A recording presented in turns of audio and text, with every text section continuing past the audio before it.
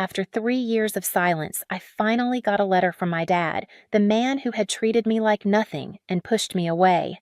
My hands shook. I thought it was finally his apology, but just as I was about to open it, my billionaire grandfather stopped me cold. Don't. Look closer. At first, I didn't see it. Then, the truth hit me. That envelope wasn't hope, it was a trap. Before I tell you everything, drop a comment. If you've ever felt shut out by your own family, I know I'm not alone. Don't forget to hit the like button. I grew up in a house where appearances mattered more than feelings. On the outside, we looked like the perfect family, a father who worked hard, a daughter who excelled at everything, and a legacy built on tradition. But underneath the polished dinners and framed family portraits, there was a quiet war. My father's approval was a currency I could never earn, no matter how hard I tried. I remember the smell of sawdust in our garage, the way he'd shape wood into something useful with his calloused hands. He used to smile at me proud when I balanced on the bike he'd built himself, but that was years before I made the choice he hated, walking away from his path, his business, his version of the future. The day I left, he didn't yell. He didn't cry. He simply went silent. That silence lasted 3 years. 3 years without a single call, a single word. Just a void that followed me into my new life, no matter how many milestones I reached. My apartment in the city was everything he despised, modern, sterile, full of the trophies of my own ambition. The shelves lined with awards, the buzzing phone with deals I closed to the world I'd built without him. People around me congratulated me, admired me. But in the middle of the night, when the city lights blinked through my window, I still ached for something as simple as his voice saying, "I'm proud of you, Arthur." My grandfather was different. He wasn't the warm, soft kind of grandparent most people imagine. He was sharp, commanding, a man who had built an empire with nothing but instinct and discipline. Yet he saw something in me that my father refused to see. When I chose my own path, he backed me. He invested in my dream, mentored me, made me believe that independence wasn't betrayal. Still, even he couldn't fill the space my father left. On quiet Sundays, I'd catch myself dialing my dad's number, my thumb hovering before I set the phone back down. Every holiday felt incomplete, like an empty chair at the table no one wanted to acknowledge. I was surrounded by success, yet lonelier than ever. That's why when the white envelope appeared on my coffee table, my heart almost split in two. The handwriting was familiar, the return address unmistakable. For one fragile moment, I thought maybe, just maybe, the silence was over. Maybe he had realized what the distance had cost us both. I traced the letters of my name, the curve of his D in Dad, and felt years of unsaid apologies pressing against my chest. All I could think was, this is it. This is the moment I've been waiting for. But then, Arthur's shadow fell across the table, and with it came a doubt that would change everything. Arthur's voice was low, steady, the kind of tone he used in boardrooms when he was about to dismantle someone's argument. "Don't open it. Not yet." I froze, fingers still brushing the flap. The air in my apartment shifted from electric hope to something colder. He leaned over his sharp eyes, scanning the envelope with a precision I'd seen him use when reading contracts. "It looks like him," I whispered, defensive, almost childlike. "The return address. It's his P.O. box. He remembers me." Arthur didn't answer right away. He lifted the envelope closer to the light, turning it over in those long, practiced fingers. "The slant's wrong," he finally said. "Robert's handwriting always tilted right. Remember his wrist broken when he was 12. This," he tapped the letters, "is too perfect, too even." My heart stuttered. For a moment, I wanted to laugh it off, but the way he said it with absolute certainty hollowed me out. "Grandpa." My voice cracked. "It's been 3 years. If this isn't from him, then who?" He cut me off with that look, the same one that had silenced entire rooms of executives. "We'll find out." I swallowed hard heat flooding my face. Hope was a dangerous thing. I could feel it turning on me, burning me from the inside. Still, I couldn't help it. "What if you're wrong?" I asked. "What if this is him trying to make it right?" Arthur placed the envelope back on the table like it was evidence in a trial. "Then you'll open it, and you'll finally know. But don't blind yourself with what you want to see." I wanted to argue to cling to the fragile fantasy that my father had finally chosen me over his pride, but deep down, something about the paper itself felt off. It was too crisp, too expensive. My father had always scribbled on worn stationery envelopes bought in bulk from the corner store. This one looked like it came straight out of a boutique catalog. My throat tightened. My hands itched to tear it open and end the torment, but fear held me still. Fear that the truth inside wasn't the truth I had prayed for. "Open it," Arthur said finally, his voice like a gavel. I slipped my finger under the flap, tearing the paper with a sound that felt deafening in the quiet room. Inside was a single sheet. No messy handwriting, no ink blots, just cold typed words. "Dearest Clara," it began. I read aloud, my voice hollow. It spoke of a dire financial situation, of a deadline, of losing everything unless I wired $50,000 immediately. At the bottom, "Your loving father, Robert." My chest caved in. $50,000 my father had never begged. He'd never written letters this sterile, this transactional. And the cruelest part was the sign-off, "Your loving father." 3 years of silence reduced to a cash demand. Arthur didn't need to read it. He'd already seen enough. His jaw tightened, eyes cold with recognition. "It's a scam," he said flatly. "Not from him. Someone knows your story, Clara. They're weaponizing your pain." The words hit harder than the letter itself. Someone out there knew about our silence. Someone had studied us, known exactly where to cut. My hands shook not with hope this time, but with rage. I pressed the letter flat on the table, forcing myself to look at every line. Whoever had written this wasn't a stranger on the internet. This was personal. Too personal. Arthur's gaze burned into me. The question isn't what this is, it's who.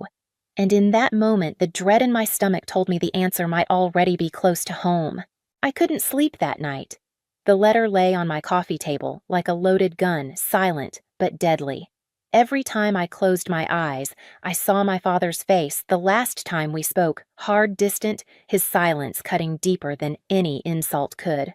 For 3 years, I had convinced myself that silence was better than conflict. Now I wondered if my avoidance had made me blind to something far worse. Arthur didn't leave. He sat in the armchair across from me, his phone glowing in the dark, thumbs moving with the speed of a man used to solving problems in real time. Around 2 a.m., he looked up.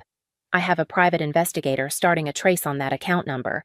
Whoever sent this didn't cover their tracks as well as they think."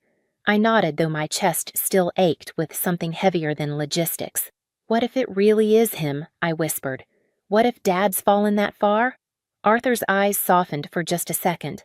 Then they hardened again, steel behind glass. "If it is him, we'll deal with that truth. But if it's not..." He let the sentence trail off. He didn't need to finish. By morning, I felt hollow. My apartment was littered with half-drunk coffee cups, takeout containers, and the echo of words I'd never said to my father. I picked up the phone more than once, thumb hovering over his number before setting it back down again. If he was behind, this would he even answer? And if he wasn't? What then? At noon, Arthur's investigator called back. The account was linked to a cryptocurrency wallet routed through multiple servers, but one trace flickered an IP address that matched a residence we both knew too well. Susan, my father's ex-wife. The name landed like a stone in my gut. I remembered her perfume, cloying and expensive, how she used to lean against the kitchen counter with a glass of wine, eyeing me like I was competition instead of family. She had always despised me, always whispered that I was selfish for choosing myself over tradition. Now the puzzle pieces snapped together with a cruelty I couldn't ignore. "She knows," I murmured. "She knows about the silence. She knows he hasn't spoken to me in years. She knew exactly how to make me believe it." Arthur gave a grim nod. "She's bleeding him dry, and now she's coming after you." For the first time in years, I felt something sharper than grief. I felt anger. The kind of anger that clarifies instead of clouds. I went to the kitchen, grabbed a notebook, and began writing. Not a letter, but a plan. I listed what we knew: Susan's gambling debts, the divorce settlement already squandered, the fake letter meant to exploit me. I wrote until the pages blurred. Clara, Arthur said finally, leaning forward, his voice quieter than I'd ever heard it. This isn't just about her stealing money. This is elder financial abuse. What she's doing to your father, it's illegal. And it's cruel. The words settled heavy in the room. Elder abuse. My father wasn't just distant or stubborn, he was vulnerable, and Susan had turned his loneliness into a weapon. I closed my notebook and looked Arthur in the eye. My voice came out steadier than I felt.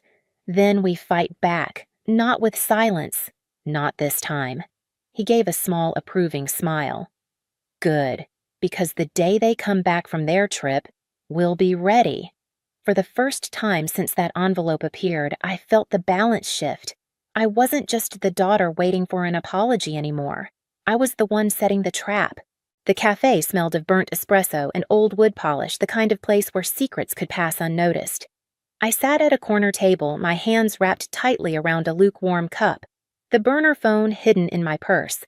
Arthur was only a few feet away, disguised in a baseball cap and plain jacket, scanning the room with the precision of a man who had survived countless battles, only this time the war was family. At exactly 2:00, Susan walked in. She looked exactly as I remembered, perfect hair designer coat, a handbag that probably cost more than my rent, but her eyes betrayed her. There was a flicker of desperation there, a hunger she tried to hide with her too wide smile. "Clara, darling," she cooed as she slid into the seat across from me. "I'm so glad you reached out. Your father. He's in such a bad way. He didn't want me to tell you, but he's drowning. He needs you." Her voice was syrupy, dripping with fake concern, but every word scraped against me like glass. I leaned forward, resting my elbows on the table. "Cut the act, Susan. I know the letter wasn't from him." For the first time, her smile faltered. Only for a second, but I saw it. A crack in the mask. Then she tilted her head, feigning confusion. "Clara, I don't know what you're talking about." "That letter was forged," I interrupted. "The handwriting analysis, the crypto wallet, the trail of your gambling debts, it all points back to you." Her eyes hardened, the performance slipping. "You think you can prove anything. You're just a spoiled girl looking for attention. Your father leaned on me because you abandoned him." The words stung, but I didn't flinch. "No, you drained him because you saw his loneliness as an opportunity. You stole his money, twisted his pride, and when there was nothing left, you tried to use me. But you underestimated one thing, Susan. And what's that?" she hissed. "I don't play silent anymore." I stood loud enough that the surrounding tables turned their heads. "Everyone in this room will remember your face today."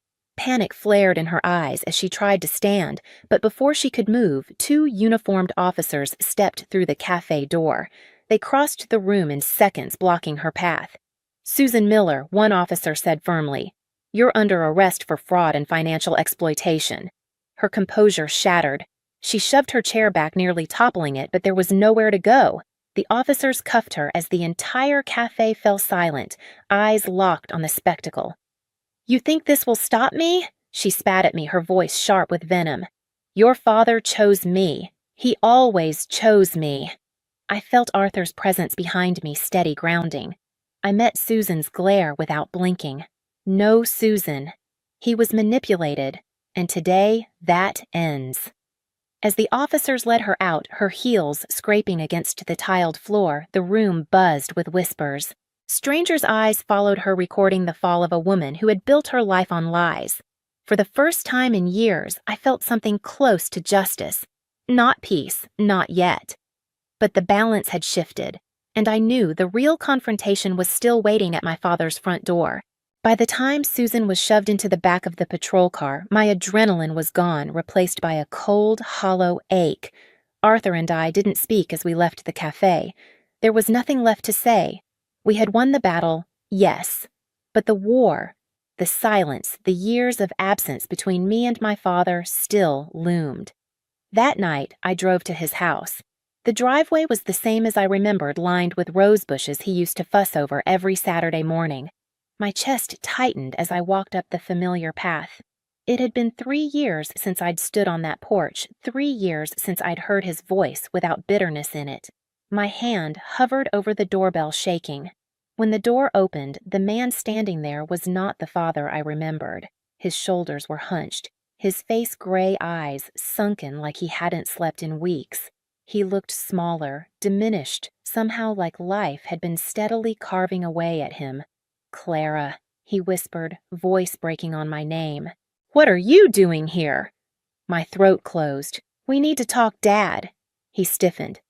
"If this is about money, I don't." I cut him off, my voice sharper than I intended. "It's not about money. Susan's been arrested. She forged that letter. She's been stealing from you." The words seemed to drain the color from his face. He leaned heavily against the doorframe. For a moment, I thought he'd collapse. His lips parted, but no words came out. And then the dam broke. He began to sob, silent, gut-wrenching tears, the kind I had never seen from him, not even when Mom left. She took everything he choked. The house, the savings, the business, all of it. She told me she understood me. She told me you didn't. I stepped forward, instinct taking over, and wrapped my arms around him. For 3 years I had hated him for choosing silence over me, but in that moment, all I saw was a broken man who had been deceived. My tears mixed with his. "I should have been here," I whispered. "I should have tried harder." "No," he rasped, pulling back enough to look at me. His eyes were bloodshot, but clearer than I'd seen in years. "I pushed you away. I was so desperate to protect what I thought mattered, tradition legacy, that I almost lost what actually mattered. You." The words hit me harder than any apology could. For years, I had craved his approval, his pride. Now, standing in the wreckage of his mistakes, he finally saw me.